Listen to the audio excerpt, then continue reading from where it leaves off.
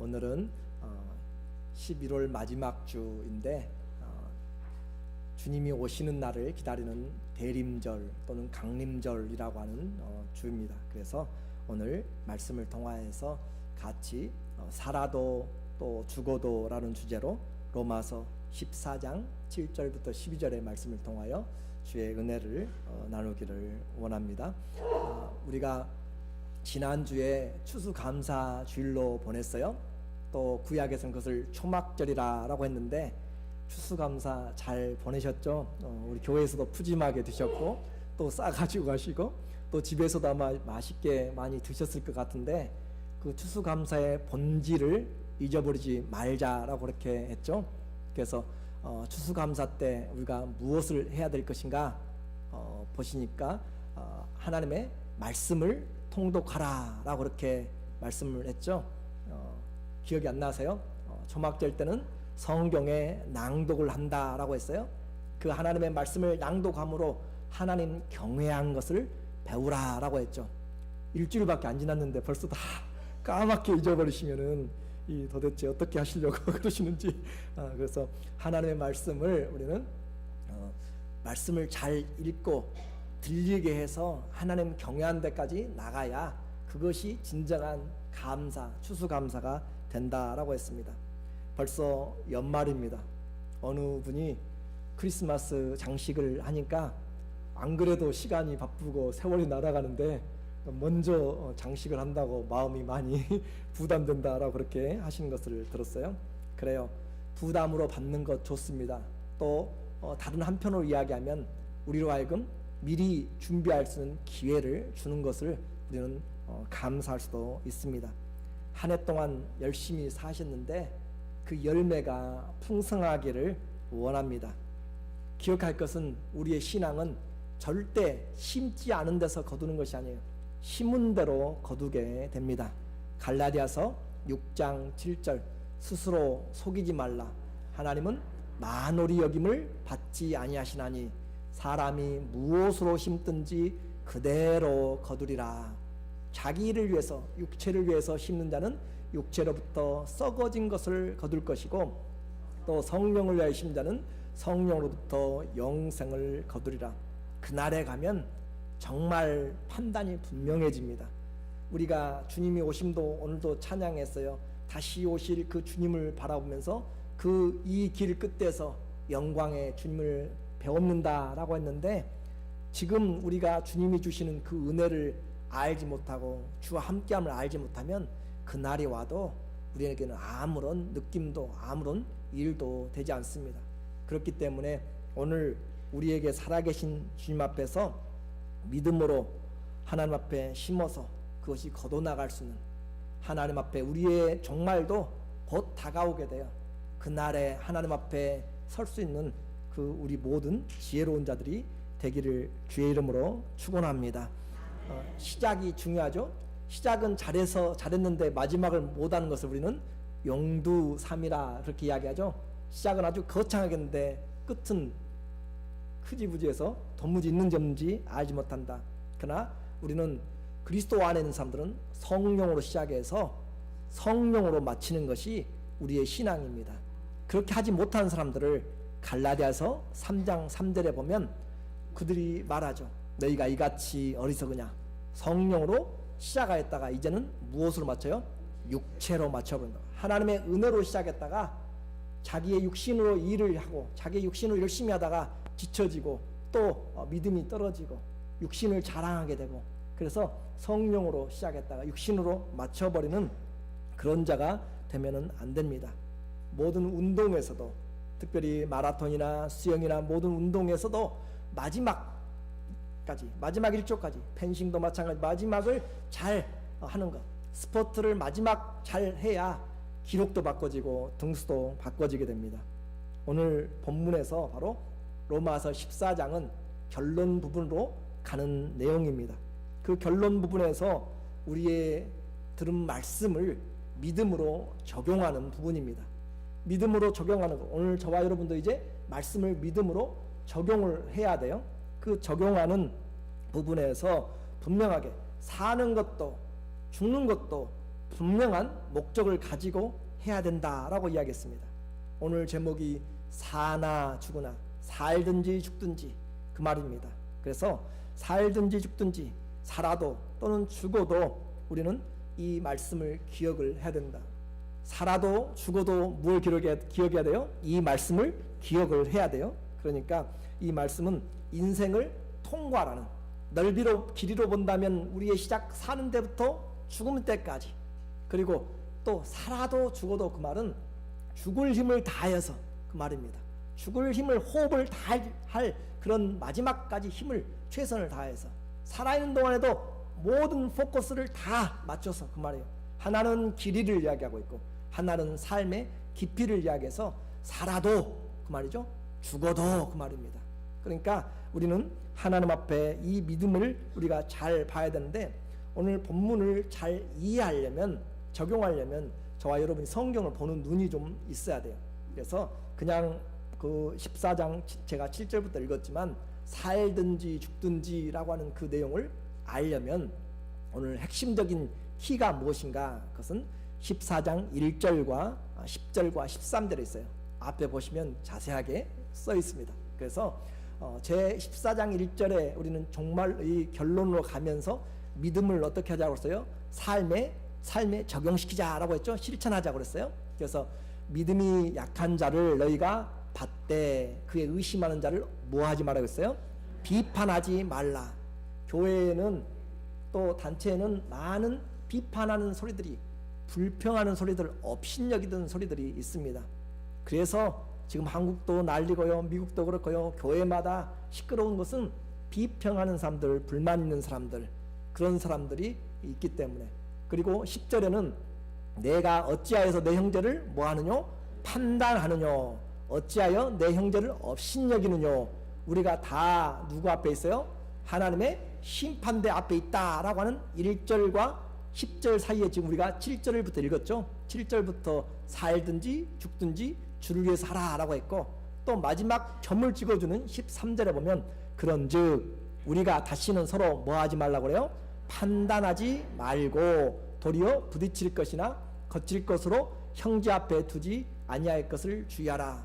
그러니까 이제 여러분이 딱 쳐다보면은 무슨 말이냐면은 이 살아도 또는 죽어도 주님을 위해서 살라라고 하는 것을 지금 어디다 집어넣었냐면은 14장 1절부터 13절 사이에 판단하지 말라, 업신여기지 말라, 비판하지 말라라고 하는데, 살아도 죽어도 당신이, 내가 주인이 아니기 때문에 내 마음대로 판단하지 말라라고 하는 것입니다.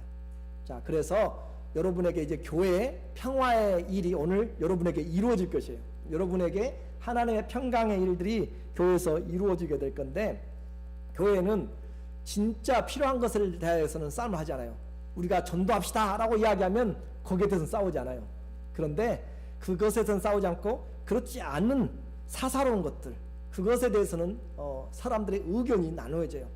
만약에 여기다 드럼을 갖다 놓고 친다 라고 이야기하면 옛날 스타일에 젖어 있는 사람들은 무슨 교회에서 드럼을 치고 기타를 치냐라고 하면서 벌써 마음이 닫혀지는 사람이 있어요. 또 어떤 사람은 찬양할 때 박수 치면서 또 손을 올리면서 하는 사람이 있고, 어떤 사람은 조용히 하는 사람이 있어요. 그러면은 또 거기에 대해서 왜 그렇게 하느냐고 따지면서 나눠질 사람들이 있습니다. 제가 그렇게 이야기했어요. 어떤 사람은 교회 강단에 태극기를 놓는 것에 대해서 이것이 교회가 세상적인 마냐 하는 것이에요. 그러니까 제가 지금 말씀드리는 그 내용들은 뭐냐면, 여러분들이 생각할 때 나와는 상관없는 것 같은데 여러분에게 걸리는 문제들이 있게 돼요. 걸리는, 내게 좀 정치적인 이야기들이 걸리는 것이 있고, 또 종교적인 것들이 걸리는 것이 있고, 그렇게 걸리는 것들. 그래서 또 더 쉽게 표현하면 세례를 받고 아니면은 침례를 받았나, 꼭 침례를 물속에 들어가서 잠겼다 나와야 그것이 세례 받은 것이다 라고 그렇게 주장하는 사람 있고, 그냥 물로 뿌려서 스프링클 해가지고 침례나 세례나 동일하다라고 그렇게 주장하는 것이 있습니다. 또 제사 음식을 먹어야 되냐 말아야 되냐 라고 그것 가지고 아주 나누어지고 싸우는 사람들이 있습니다. 그리고 또 사도신경을 해야 되느냐 말아야 되냐, 또 이런 많은 일들, 채식을 해야 됩니다, 육식을 해야 됩니다 라고 가지고 나눈 일들. 제가 지금 무슨 이야기를 하는지 여러분이 이해가 되실까요? 어떤 사람은 교회에서 식당에 식사를 준비하는데 왜 교회에서 재정으로 하지 않고 그 성도들이 자원하는 그 개별로 헌금을 하느냐라고 해가지고 교회를 떠나간 사람이 있어요. 그리고 또 어떤 사람은 헌금의 그 교회 뒤에다가 헌금의 그 총액을 안 쓴다든지 아니면 이름을 안 써가지고 떠나간 사람이 있고 또 써가지고 또 떠나간 사람이 있고. 자, 제가 이렇게 이야기한 이유는 뭐냐면 신앙은 말씀의 본질에서 잘 적용을 해야 되는데 본질이 아닌 것을 잘못 잡고 싸우다가 다 인생을 허비하는 사람들이 많이 있다. 그래서 이것을 아디아포라라고 이야기해요. 다시 한번 뭐라고 이야기해요? 아디아포라. 이 아디아포라는 것은 뭐냐면 필요 없는 것, 무관심한 것, 어떻든 상관이 없는 것, 세례를 받든지 물속에 들어가든지 it doesn't matter, 문제되지 않습니다.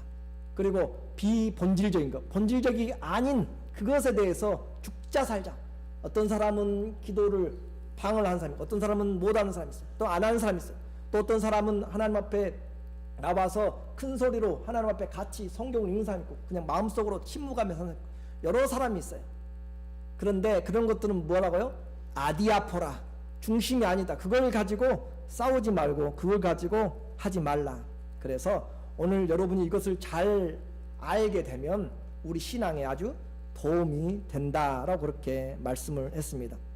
그래서 이것이 바로 그 사이, 살아도 주를 위해 살고 죽어도 주를 위해 살면 우리가 그 앞뒤에 있는 사이에서 비판하지 말고 판단하지 말고 하는 그 사이에서 주님이 주가 되면 주님이 사는 이유가 되고 죽어도 내가 주님을 위해서 하는 것이라면 그렇다면 그런 것들은 우리는 판단할 자격이 없고 판단할 필요도 없고 단지 해야 될 것은 무엇이냐?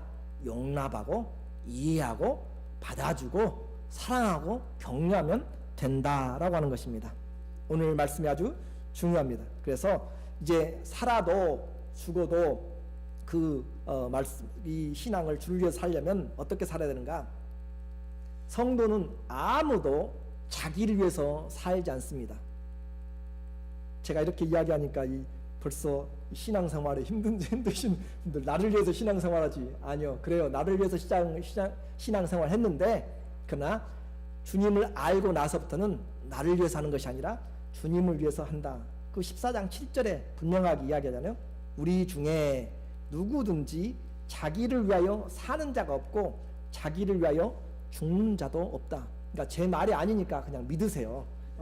여러분이 마음의 감정이 어떻든지 하나님 말씀에 우리 성도들은 누구든지 자기 자신을 위해서 사는 자도 없고 죽는 자도 없다.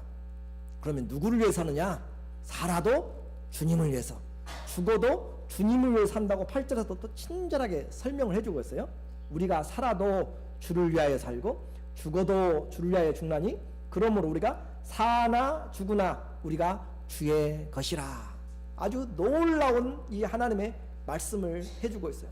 여러분이 살아가는데 내가 살아가는데 나를 위해 살지 않고 주님을 위해서 살아가는 존재가 됐어요. 주님을 위해서 죽을 수 있는 존재가 됐어요. 그것은 너무나 감격스러운 일입니다. 그래서 우리 신앙에서 가장 큰 이 장애물이 뭔가, 씨름이 뭔가, 그것은 바로 자기를 부인할 수 있느냐 없느냐라고 하는 것이에요.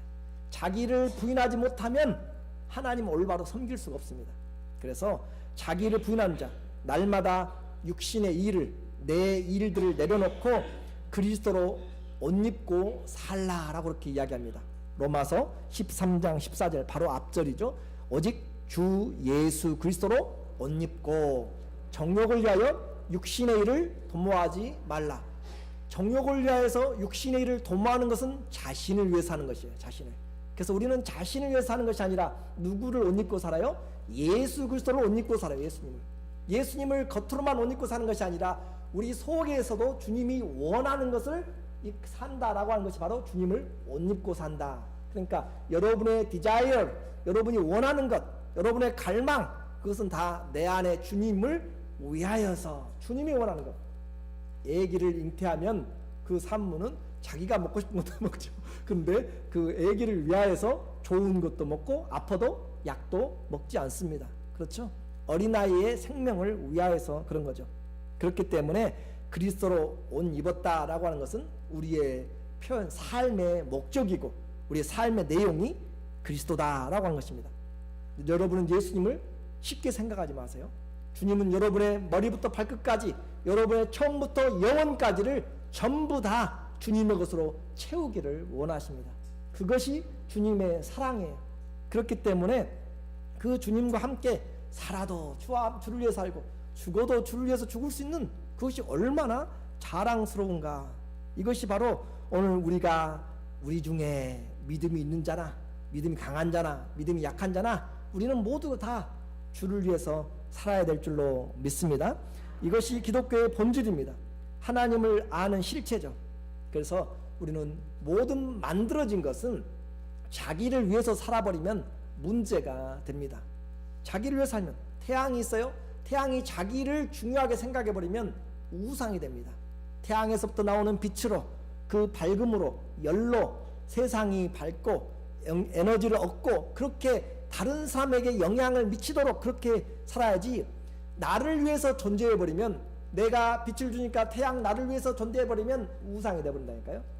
그리고 그러나 반대로 내가 이와 같은 것을 가지고 나누어주고 섬김으로써 다른 사람을 위해서 살게 되면 그것이 선한 목적이 됩니다. 그렇기 때문에 여기 있는 꽃도, 나무의 열매도, 꽃의 향기도 자기를 위해서 있어버리면 그것은 아무런 유익이 없어요. 다른 사람들에게 열매를 주고 다른 사람들에게 아름다운 향기를 맡게 만들고, 그러니까 우리가 기쁨을 알게 되고 꽃의 존재를 우리가 알게 되죠. 그것이 선하다, 토부, 좋다, 보기에 아름답다, 만들어진 목적에 맞게 살아가는 것. 사람도 하나님이 만드셨어요. 그러면 사람이 나를 위해서 살아버리면 자기가 신이 되어버립니다. 나를 위해 살면 자기의 욕심과 자기가 존귀케 되고 교만하게 되고 자기가 신이 되는 것이. 그러나 나를 만드신 분을 위해서 살아가게 되면 우리는 선하고 가장 유익한 인생을 살아갈 수가 있는 줄로 믿습니다.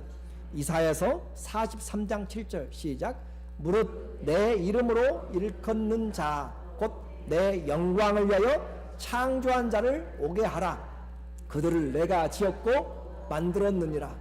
주님이 우리를 만드셨어요. 무엇을 위해서 만들었어요? 내 영광을 위하여서 만들었다.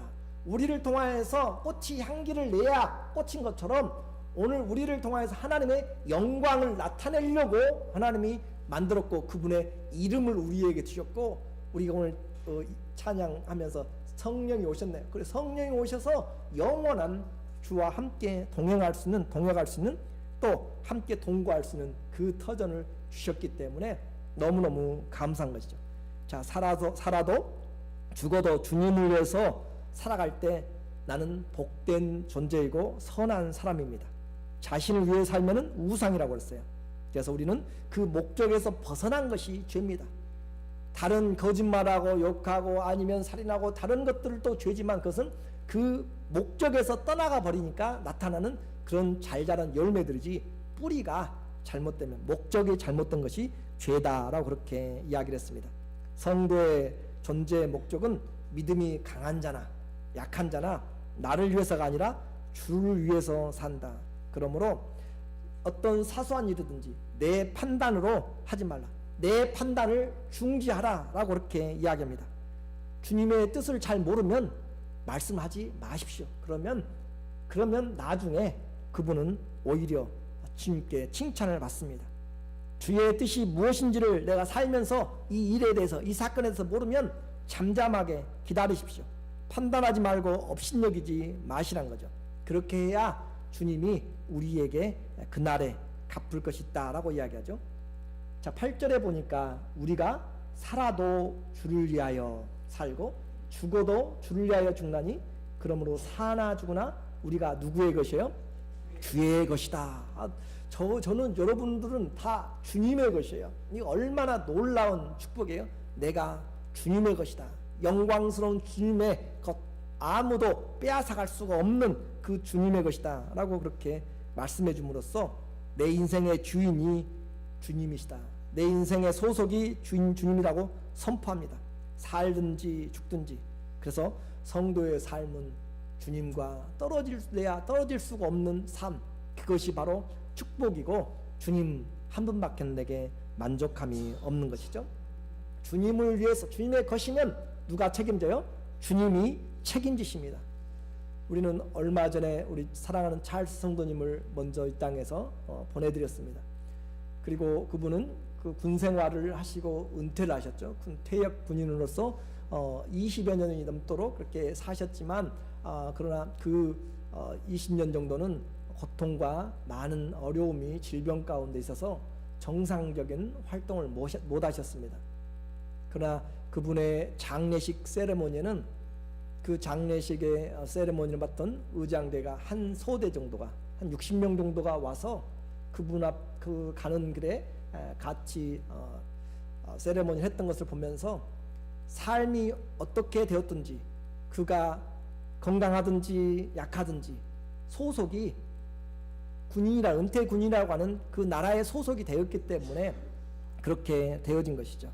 오늘 그것은 자랑스러운 일이었습니다. 그것은 영광스러운 것이죠.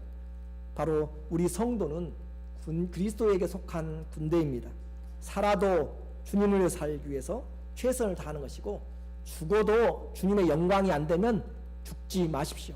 그래서 자살은 성도들에게 없는 것입니다. 내가 주인이 아니기 때문에 내 마음대로 생명을 끊어낼 자격 자체가 없는 것이에요. 그리고 내 죽음이 주님 앞에 영광이 될 것인지 주님이 허락하신지를 물어봐야 되는 것이죠. 그렇기 때문에 그리스도인의 삶은 살아도 죽어도 주님을 위해서, 어떤 환경인지 마지막 호흡 한순간까지도 주님을 위하여서 살다가 갈 수 있도록 그렇게 기도하시기를 원합니다. 그렇게 살다가 하나님 나라에 입성하는 그때, 주님이 다시 오시는 날, 우리에게는 세상과 비교할 수 없는 칭찬과 존귀와 영광이 있습니다. 베드로전서 1장 7절에 너희 믿음의 시련이, 다른 말로는 너희 믿음의 확신이, 그 말입니다. 너희 믿음의 시련이 불로 연단하여도 없어질 금보다 더 귀하여서 예수 그리스도에 나타나실 때 칭찬과 영광과 존귀를 얻게 하려 함이라. 여러분은 주님의 칭찬을 어떻게 생각할지 몰라요. 트럼프 대통령 당선자가 마지막 대통령의 그런 그 표가 이미 이제 결정이 돼가지고 새벽 2시쯤에 그렇게 뉴욕 센터에 나타나서 자기를 그 선거 후원하는 자들에게 도왔던 사람들을 소개하는 장면들이 있었습니다. 그러면서 얼마나 크레딧을 줘가면서 이 사람에게 했는지 그 칭찬은 모든 사람들에게 다 들려지는 것들이었죠. 주님의 칭찬, 그분이 우리에게 하실 것입니다. 주님이 우리에게 영광을 주실 것이고 그분이 우리에게 존귀함을 얻게 하실 것이기 때문에 우리는 그분으로 인하여서 살아야 되죠.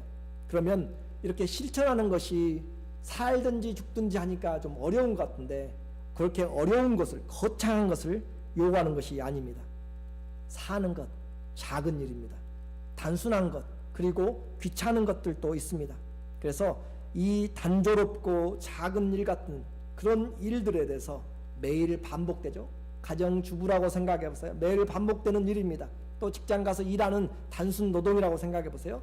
똑같은 일입니다. 왜 내가 내 팔자가 이래서 이와 같이 날마다 쉬지도 못하고 일하는가? 원망하고 불평하면 고통스럽고 스트레스고 권태감이 쌓여옵니다. 그러나 이 일들을 통하여서, 나를 통하여서 회사가 돌아가고 나를 통하여서 가족이 건강을 챙길 수 있도록 해주신 것에 대해서 감사한 마음으로 나에게 목적을 두지 말고, 내가 왜 내 인생이 이렇게 됐는가, 내 인생에 목적을 두지 말고 다른 사람을 위해서 목적을 바꾸게 되면 꽃이 향기를 나타내는 것처럼, 나무가 실과를 다른 사람들에게 주는 것처럼 나의 수고함으로 가족들이 건강을 유지하고 삶이 풍요롭게 되고, 내가 일함으로 사람들이 다리를 잘 건너갈 수 있고, 내가 수리함으로 차들을 잘 탈 수 있고, 그렇게 공급하여 볼 때 내 인생의 목적을 두지 말고 다른 사람의 목적으로 둘 때 그 사람들의 행복과 건강과 필요를 공급하는 사랑의 손길이 됩니다. 그래서 오늘을 내가 살아가는 이유가 나를 위해서가 아니라 주님을 위해서, 나를 위해서가 죽는 것이 아니라 주님을 위해서 죽을 때까지 내가 살아가게 된다면 여러분이 하나님 예수님의 말씀을 이제 정확하게 이해하는 구절이 생기게 되죠. 마태복음 6장 33절 그런즉 너희는 먼저 그의 나라와 그의 의를 구하라. 그리하면 이 모든 것을 너희에게 더하시리라. 이 말씀 앞에 먹든지 마시든지 무엇을 염려하지 말라라고 이야기하죠. 자기를 위해서 먹어야 되죠. 자기를 위해서 입어야 됩니다. 자기를 위해서 이것도 하고 저것도 해야 돼요. 그런데 그렇게 하지 말고 무엇부터요? 먼저 너희는 그분의 나라와 그분의 의를 구하라. 자, 살아도 누구를 위해 살고요? 주님을 위해서 살고, 죽어도 주님을 위해서 먼저 죽으려고 그렇게 생각해 보라. 그래야면 주님이 그 모든 것을 영광이 나타나도록 채워주시고, 지혜가 부족한 자에게 지혜를 주시고, 기도한 자에게 응답을 주신다. 이것이 인생을 풀어나가는 성도들의 첫 단추고 힘있게 만들고 염려하지 않게 만드는 하나님의 은혜가 됩니다. 삶을 내 목적에 두지 말고 주님에게 뒀을 때, 이제 세례받는 것, 침례받는 것, 방언하는 것, 안 하는 것, 또 음식 문제, 예배 때 찬양드린 모습, 기도의 양태들, 악기의 종류들, 또 여러 모양의 일들이 전부 다 이런 것들은 본질이 아닙니다. 그래서 본질이 아닌 것에서는 우리는 주님의 마음으로 우리가 판단을 해야 되기 때문에, 주님의 마음이 오지 않으면 그냥 잠잠하고 비판하지 말고 살리기 위해서 생각하면 됩니다. 자, 본질에서는 일치를 나타내십시오. 본질에서는 뭐 하시라고요? 일치를. 예수 그리스도가 길이요 진리요 생명이며 그분 이름 외에는 구원받지 못하는 것에 대해서는 우리는 반드시 일치를 보여야 됩니다. 그러나 그렇지 않은 상대적인 것들에 대해서는, 비본질적인 것에는 키가 큰 사람 있고 작은 사람 있고, 많이 배운 사람 적게 배운 사람, 이해가 빨리 된 사람 적게 된 사람, 헌신이 많은 사람 적은 사람, 여러 사람이 있어도 맛이 짜다 싱겁다 하더라도 그것들로 싸우지 말라라고 하는 것이죠. 그냥 싸우지 말라고 하면 해결이 안 되니까 그 가운데 뭘 넣었어요? 살아도 주를 위해 살고, 죽어도 주를 위해서 죽어서 네가 주인이 되지 말라라고 하는 그런 가장 중요한 핵심을 지금 집어놓았습니다. 오늘 주님은 내게 맞추려고 하니까, 교회의 환경을 여러분에게 맞추려고 하면 싸움이 일어나고 화가 나게 되고 분파가 나뉘게 돼 있어요. 그렇죠? 가정을 여러분의 뜻대로 이끌어 가려면, 여러분 결혼을 해보신 분들 아시잖아요. 결혼해서 신랑을 내 마음대로 끌고 가려면 항상 다툼이 되게 돼요. 한 사람이 포기하지 않는 한. 그래서 우리는 서로가 세워져 가면서, 맨 처음에 결혼하고 나서요, 그 치약을 짜는 것으로 얼마나 마음이 상했는지 몰라요. 나는 끝에서부터 짜는데 어떤 사람은 가운데서부터 눌러서 짜요. 그러면은 맞아요. 거기서도 그러신 것 같네. 그 어떤 사람은 화장지가 이렇게 돌아서 위에서부터 나와야 되는데 어떤 사람은 밑에서 흘러나와요. 그것도 스트레스예요. 그런데 그런 것들은 결혼 생활에 아무런 문제가 되지 않습니다. 나는 성격이 그러니까. 아니요. 그것은 주님을 위한 것이 아니라니까요. 나를 위한 것이지. 주님을 살아도 주님을 위한 것이고, 주님을 위해서 주님을 위한 것이라면 덮어두시고 비판하지 말고 섬겨야 된다. 그렇게만 해서도 안 되니까 주님 바울이 또 강조를 합니다. 왜 그렇게 해야 되느냐? 왜 주의 이름으로 살고 주님을 위해서 죽어야 되는가? 그렇게 해야 되는가를 10절에서 이야기를 하죠. 10절 한번 읽어볼까요? 내가 어찌하여 내 형제를 판단하느냐? 내가 어찌하여 내 형제를 업신여기느냐? 자, 9절부터 봐야겠네요. 자, 다시 9절부터 이를 위하여 그리스도께서 죽었다가 다시 살으셨으니 곧 죽은 자와 산 자의 주가 되려 하심이라. 자, 살든지 죽든지 우리가 주의 것이다 해놓고 9절에 이것을 위하여서 주님께서 십자가에서 죽으시고 부활하셨다. 왜 그리스도를 위해서 살아야 되는가? 시종일관 주님을 위해 살아야 되는가? 첫 번째 이유는 십자가의 죽음 때문이다 라고 이야기합니다. 십자가의 죽음을 걸고 주님이 주를 위해서 살아야 된다라고 이야기하죠. 십자가의 죽으심이 우리의 죄를 대속하는 것으로만 끝내지 마십시오. 죄와 사단의 종에서 우리를 의롭게 하셨고, 우리는 이제 주님의 종이 되었습니다. 그리스도는 산 자와 죽은 자의 주인이 되시기 위해서 십자가에서 죽으시고 부활하셨다. 여러분의 것은 이제 여러분이 아닙니다. 여러분의 인생 누구 것이 아니에요? 여러분 것이 아니에요. 다시 한번 확인해야 돼요. 여러분의 인생은 누구 것이 아니에요? 여러분의 것이 아니에요. 그렇지 않으면 여러분은 망합니다. 여러분의 것이라고 생각하면 여러분은 다 망하게 됩니다. 우리는 주님의 것입니다. 그때 소망이 있는 것이에요. 주님이 여러분을 사셨어요. 그냥 산 것이 아니고 주님의 피 흘린 피값으로 사내셨습니다. 고린도전서 6장 19절 너희 몸은 너희가 그리스도께로부터 받은 바 너희 가운데 계신 성령의 전인 줄을 알지 못하느냐. 너희는 너희의 것이 아니라 값으로 산 것이 되었으니 그런즉 너희 몸으로 하나님께 영광을 돌리라. 이 값이 무슨 값이에요? 금과 은으로 썩어질 것이 아니라 흠없고 점없는 어린 양의 보배로운 피로 산 것이다. 예수 그리스도의 피를 주고 여러분을 사서 그리스도의 것으로 만들었습니다. 그래서 소망이 있습니다. 그래서 여러분에게 주님을 위해서 살 수 있는 영광을 주셨어요. 주님을 위해서 살 수 있는 영광. 고린도후서 5장 15절 저가 모든 사람을 대신하여 죽으심은 산 자들로 하여금 다시는 저희 자신을 위하여 살지 않고 오직 저희를 대신하여 죽었다가 다시 사신 자를 위하여 살게 하려 함이니라. 로마 교회만이 문제가 아니고 고린도 교회도 마찬가지고 누구든지 성도는 자기를 위해서 살면 망하게 됩니다. 우리는 다 살아도 누굴 위해 살아야 되고 죽어도 누굴 위해 죽어야 돼요. 주님을 위해서 살고 죽을 때 우리가 칭찬과 존귀와 영광이 있는 것이지 그 일을 위해서 주님이 죽었다가 살아나셨다니까요. 그러니까 죄만 용서해 주셔가지고 감사합니다라고 나가는 사람은 그것은 주님의 마음을 알지 못하는 것이에요. 주님의 것이 되어서 살아도 죽어도 주님과 함께 거하고 싶어하는 그 주님의 마음을 알아서 내 인생의 깊이와 내 인생의 길이를 주님을 위하여서 살아갈 수 있는 축복이 있기를 주의 이름으로 축원합니다. 죽음, 주님의 십자가의 죽음 때문에 또 하나는 주님의 심판이 있기 때문입니다. 10절에 그렇게 이야기하죠. 내가 어찌하여 형제를 판단하느뇨, 내가 어찌하여 형제를 업신여기느뇨. 우리가 다 하나님의 심판대 앞에 서리라. 작은 내용이 아닙니다. 그리스도의 심판을 가지고 놓고 여러분에게 저에게 이야기를 하고 있습니다. 그 심판, 전능하신 주님의 심판은 엄정하고 공의롭습니다. 그 심판은 사람의 뜻대로 되는 것이 아닙니다. 다른 사람을 판단할 자격이 우리는 없지만 주님은 판단할 자격이 있습니다. 그렇기 때문에 우리는 판단하지 말라. 여러분의 가족 중에서 누가 잘못하고 또 누가 마음에 안 든다고 해서 업신여기거나 비난하거나 그와 말도 하지 않고 대화하지 않고 하는 것은 아니잖아요. 용납하고 가르쳐주고 고쳐주고 서로 화목되도록 하는 것이 뭐예요? 가족이잖아요. 가족. 우리는 그리스도 안에서 가족이에요. 제발 우리 교회에 오신 분들은 미워하는 감정이 있고 마음에 들지 않는 것들이 있어도 죽어도 미워도 다시 한번 우리는 다 가족이다 라고 하는 그 그리스도 안에서의 그 믿음을 가지시기를 축원합니다. 그런 믿음이 있을 때 주님을 위한 것으로 우리는 살아갈 수가 있고 세워주는 거죠. 우리는 주님을 위해서 한 사람 한 사람을 세워져 갈 때 환영하라. 14장 1절에도 믿음이 연약한 자를 너희가 받는다라고 하는 것은 그냥 그래 왔어 그냥 있어 그런 것이 아니라 환영하다 그 말입니다. 그들을 영접하다 친절하게 하다 그 말이에요. 그래서 그들을 우리의 마음에서부터 친절하게 받아서 영접하는 그 삶이 필요하죠. 결론적으로 말씀을 드립니다.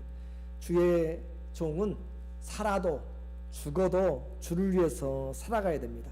그래서 바울은 로마서의 이 결론의 부분에 가면서 종교적인 문제로, 날짜의 문제로, 음식의 문제로, 어떤 형식의 문제로 내 마음에 안 맞는다고 또 그런 것들로 인해서 이 아디아포라로 나누어지고 있는 그런 것들에 대해서 살아도 주님을 위해서 살고 죽어도 주님을 위해서 죽은다고 생각한다면 주님이 원하시는 그 부분을 생각한다면 생사의 문제까지 언급하면서 우리는 그들을 비난할 것이 아니라 업신여길 것이 아니라 그들을 받아주고 세워주고 환영해야 될 것을 말씀하는 것이죠. 심판대 앞에 세워질 것을 보면서 이야기합니다. 그리스도께서 죽었다가 살아나는 십자가를 가지고 우리에게 이야기를 하고 있습니다. 이제 후로는 우리는 이제 주님 앞에 심판대 앞에 서서 그날에 주 앞에서 우리는 서게 될 것입니다. 우리가 어떻게 해야 될 것인지 우리의 말과 우리의 내용들 어떻게 될 것인지 로마서 14장 9절에서 다시 한번 우리에게 14장 9절에서 이야기하죠.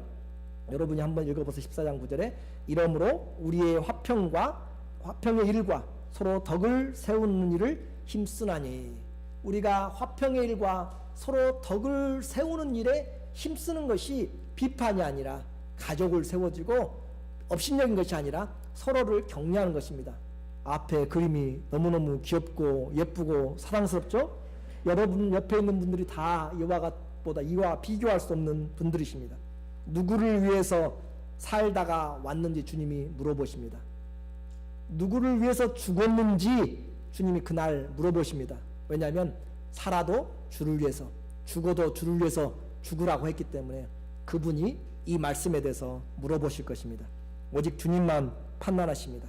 내 곁에 있는 분들, 우리 교회에 있는 모든 형제와 자매님들을 주님이 사랑한 같이 사랑하는 것, 이것이 살아도 죽어도 주님을 위한 것이고, 요한복음 13장 34절에 주 예수의 새 계명입니다. 한번 읽어보겠습니다.